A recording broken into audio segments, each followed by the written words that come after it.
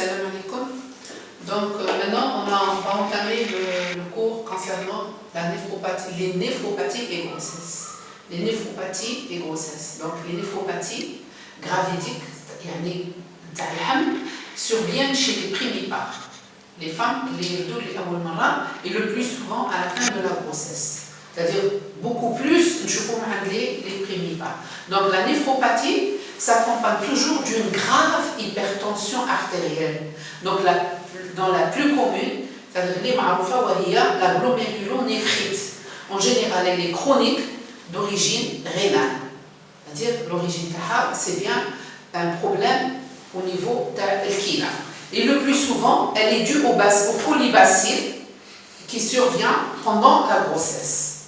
Bien, donc comme symptôme, الأعراض اللي يجونا في هذا الحالة عندنا l'albuminurie, c'est-à-dire au niveau des urines, on a une forte de l'albumine au niveau des urines. Une présence d'albumine au niveau des urines, on a une augmentation rapide du poids. C'est-à-dire المرأة تكون الوزن تاعها يرتفع بسرعة. حاجة أخرى ثاني عندنا l'apparition des œdèmes.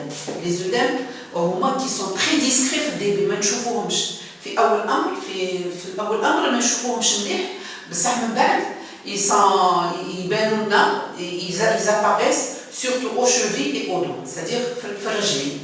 وثاني bien sûr كما هضرت من قبل قلت l'hypertension artérielle. L'évolution.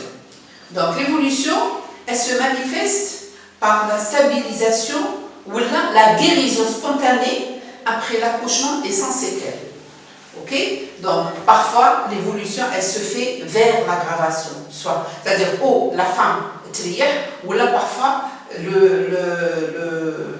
le cas il s'empire, c'est-à-dire il s'aggrave par, c'est-à-dire que la femme, possible que la femme n'a pas été suivie, c'est-à-dire c'est-à-dire c'est sans doute si le cas il s'aggrave, ça veut dire que la femme n'a pas été suivie ou là parce que la femme malgré le traitement, la maladie, c'est-à-dire que la maladie elle évolue elle évolue vers l'éclampsie ou là l'hématome rétro-placentaire. Bien, donc chez les femmes qui sont atteintes de néphropathie, la grossesse c'est une situation à risque. الحمل يكون عندها خطر بالنسبة لهذه المرأة. Donc elle doit faire l'objet d'une collaboration étroite entre le néphrologue, l'obstétricien تاعها, c'est-à-dire dans l'équipe multidisciplinaire. Elle doit faire l'objet d'un suivi, d'une surveillance médicale. Donc cette concertation, elle doit débuter même avant la conception de la grossesse. C'est-à-dire, concernant les reins ou concernant l'hypertension artérielle, donc elle doit faire l'objet d'une surveillance c'est-à-dire le médecin les متخصص في الأمراض الكلى, le néphrologue ou le gynécologue ou l'obstétricien. Donc les risques, parce que les risques encourus par le fœtus ou la mère pendant la grossesse, ils sont bien établis. Dire que c'est-à-dire que la vie de la femme et même l'enfant, et la vie même l'enfant, il peut avoir des malformations. Donc laisse maintenant une surveillance vraiment stricte pour ce genre de maladie.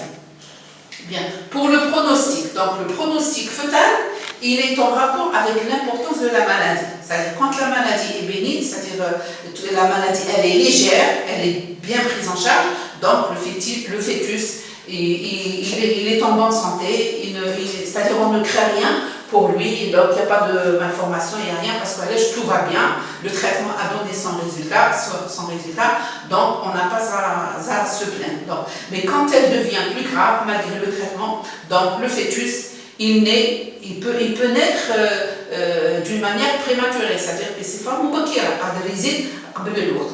donc si la maladie est très grave, donc le fœtus, il peut mourir in utero. Donc, كما قلنا donc كاين 3 حالات concernant le pronostic vital de l'enfant. Donc si la femme elle est suivie et elle est bien prise en charge, donc le fœtus قادر يكمل كاع التطور نتاع le développement تاعه في الرحم نتاع الام ويزيد en bonne santé. في الحالة الزوجة إذا كان par exemple le traitement n'est pas très efficace, donc هنايا قادر يزيد بصفة مبكرة. وفي الحالة الثالثة bien sûr quand le traitement, quand la maladie elle est vraiment très grave et qu'elle n'a pas donné de bons résultats, donc l'enfant ou le fœtus il peut mourir in utero, c'est-à-dire قادر يموت في الرحم نتاع الأم. Et puis je vous remercie.